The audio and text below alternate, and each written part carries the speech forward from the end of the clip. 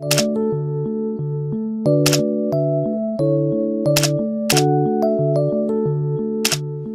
students, how are you all? I hope you are fit and fine at your home. Students, today I am going to make a video for the students of 6th standard, subject history, and today we are going to study the remaining part of the chapter number 7th, that is India during Maurya period. Okay students, in the previous video of this chapter we have studied about Alexander the Great and the Indian Emperor Chandragupta Maurya, who was the founder of Maurya dynasty. Okay students, and today we are going to study more about the Maurya dynasty as well as the great emperor of India, that is Ashoka. Ashoka is known as Ashoka the Great. Students, before understanding about Ashoka, let's have some basic information about him. Okay students, if you want to learn more about Chandragupta Maurya, you can watch the previous video. I will give the link in the I button. You can watch it and understand about Chandragupta Maurya. Student, after Chandragupta Maurya renounced the throne, his son Bindusara succeeded him. Okay student, renounced means what? He himself declared that he is resigning now, or he is retiring from the kingship now. Okay, and after Chandragupta, he was succeeded by his son Bindusara. The period of Bindusara was 297 to 273 BCE. Okay student, Bindusara was known as Amitra Ghata or Amitra Chats. Okay student, what do you mean by Amitra Ghata? Amitra Ghata means what? The slayer of enemy, slayer of all enemy. Okay student, have you understood? Yes. Students, Bindusara was the second Mauryan emperor of India. Okay student, Bindusara was the son of dynasty's founder, that is Chandragupta, and he was the father of the great emperor of India, that is Ashoka. After the death of Bindusara in 273 BCE, his throne was succeeded by Ashoka. Students, Ashoka took over the throne after the death of Bindusara, that is his father. Okay students, Ashoka was also known as Ashoka the Great. Yes, you might have listened about Ashoka the Great and you might have watched the films on Ashoka the Great. Okay students, an Indian emperor of the Maurya dynasty who almost ruled all the Indian subcontinent from 268 to 232 BCE. Students, Ashoka was the grandson of Chandragupta. Okay, do not forget, Ashoka was the grandson of Chandragupta. Students, before he came to the throne, he had appointed as a governor of Takshila. Now students, Takshashila is right now in Pakistan, and Ujjaini in Madhya Pradesh. Okay student, have you understood? So he had appointed as a governor before he came to the throne. And when he was the governor of Takshashila, he crushed the rebellions. What do you mean by crushed, students? Crushed means violently suppressed the opposition or rebellions. Okay students, have you understood this much? Very good. Students, he became an emperor in 273 BC after the death of Bindusara. After becoming the emperor of Magadha, he launched a campaign against the state of Kalinga. Students, Kalinga is today's Odisha. Okay, have you understood? Kalinga is today's Odisha. Students, we all know that he conquered Kalinga after a great war. Students, the empire of Ashoka was extended from Afghanistan in northwest to Nepal in north, to Karnataka and Andhra Pradesh in south, and from Bengal in the east to Saurashtra in the west. Okay student, so such kind of large expansion we can see of Ashoka Empire. Okay student, have you understood this much? Very good. Now student, we will have some information about the great war in the history, that is the Kalinga War. Okay student, the Kalinga War was ended in 261 BCE. Okay student, and the Kalinga War was fought in between the Mauryan Empire Ashoka and the Kalinga state. Okay student, Kalinga state did not have any king because it was running according to their culture. Okay students, have you understood this much? Very good. Students, Kalinga was one of the states that is independent. Okay students, and it was, or it had the feudal system. Feudal system means what student? Here the peasants or the workers work for the king, and in reverse the workers or the peasants get land from the king. That is called as Feudal Kingdom. Kalinga located at the east coast of India, in the present the state of Odisha and the north part of Andhra Pradesh. Okay students, the battle was fought on the hills of Dhauli or Dhauli hills. In Dhauli, which is situated on the banks of Daya river. The Kalinga War included one of the largest and deadliest battles in the Indian history. Yes student, before also I told you it was the largest and deadliest battles in the Indian history. In the entire Indian history, this war is considered as the deadliest battle, costing nearly 3 lakh lives of soldiers. And the bloodshed was such great that Ashoka could not able to bear that, and the bloodshed of this war is said to have prompted Ashoka to adopt Buddhism. He decided never to wage a war. Yes student, after the war of Kalinga, Ashoka decided never to have or never to carry over any war, or never to execute or conduct any war after Kalinga battle. Now Ashoka the Great started believing in the values such as truth, non-violence, compassion and forgiveness. All these are values belong to Buddhism, and he started following Buddhism student. Yes, so here what do we see? A great change in the great Ashoka. Yes student, you know that what is truth? Means not telling lies. Non-violence, what do you mean by non-violence? Not having violence. Okay, then compassion, what do you mean by compassion student? Having pity, sympathy, apathy towards others is known as compassion, or having love.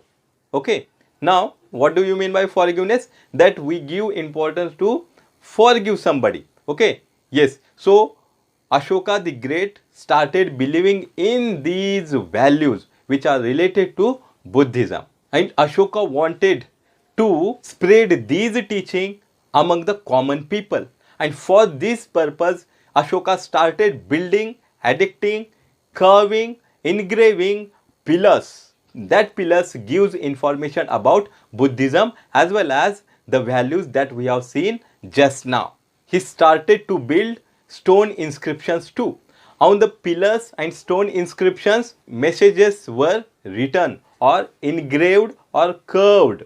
Okay student, and these inscriptions were written in Brahmi script. Yes student, remember, in Brahmi script. Students, on one of the inscriptions it was written that Devanam Pyo Piya Dasi. Yes, and it is referred to Ashoka. What? Devanam Pyo Piya Dasi. Yes student, what do you mean by it? If you know, write your answer in the comment box. It means beloved of God and he who looks with affection. Students, one more inscription states that after 8 years he ascended the throne, he made the conquest of Kalinga and had a change of heart on seeing the devastation. Yes student, devastation means what? Destructions. He saw the destruction in the Kalinga War and his heart changed. Students, and inscriptions at Delhi Topda states that he had restricted on the hunting of bats, monkeys, rhinoceros and on setting fire to forest. So students, here we had some information about the Kalinga War. Now we will have more information about Ashoka the Emperor's work for the spread of Buddhism. Students, Ashoka had embraced means what? Willingly accepted. Ashoka willingly accepted the religion Buddhism. He had convened the third religious council of Buddhism. Students, convened means what? Called. Yes, in the first video we have studied that the first Buddhist council was called by Ajatasattu. Now here Ashoka the Great convened or called the third Buddhist council at Pataliputra. One more important thing, student, Ashoka sent his own son Mahendra and daughter Sanghamitra to the Sri Lanka for the purpose of spreading the religion Buddhism. Students, not only Mahendra and his daughter Sanghamitra, but also Buddha bhikkhus sent to the West Asia and Central Asia for the purpose of spreading Buddhism. Having the purpose of spreading the religion Buddhism, he had built stupas and viharas. Yes student, what do you mean by stupas? It is a dome-shaped building erected as a Buddhist shrine or a sacred site dedicated to deity, hero, ancestor, monk. And what do you mean by Vihara, student? Yes, Viharas is a temple of Buddhist people. Yes, student, just now we have studied about the spread of Buddhism by the Emperor Ashoka. Now we will study about the public welfare activities by Ashoka the Great. He gave importance to the creation of facilities for the welfare of public. He made provisions for the free medicines and medical treatment for the people as well as animals. He built many roads and planted trees on the both sides of the road for the purpose of shades. He dug wells for the purpose of drinking water and he built dharmashalas. Yes student, what is mean by dharmashala? Dharmashala means a building devoted to a charitable or religious purpose. So student, just now we have studied about the public welfare activities of the Emperor Ashoka. Now we are going to study about the administration during the Maurya period. Yes, we are going to understand the administration during the complete Maurya period. Okay students? Students, we all know that the capital of Magadha Empire was Patliputra.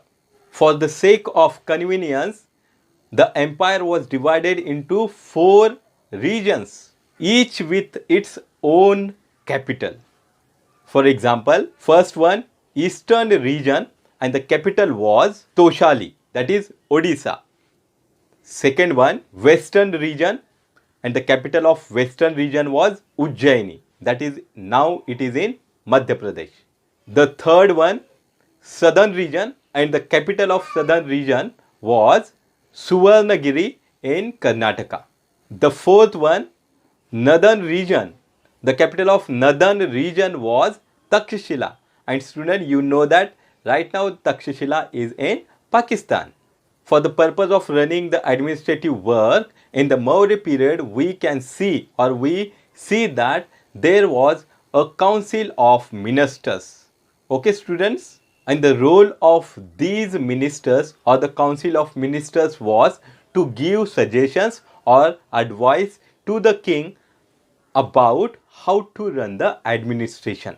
Just not only there was a council of ministers, but many officers were working at a different level.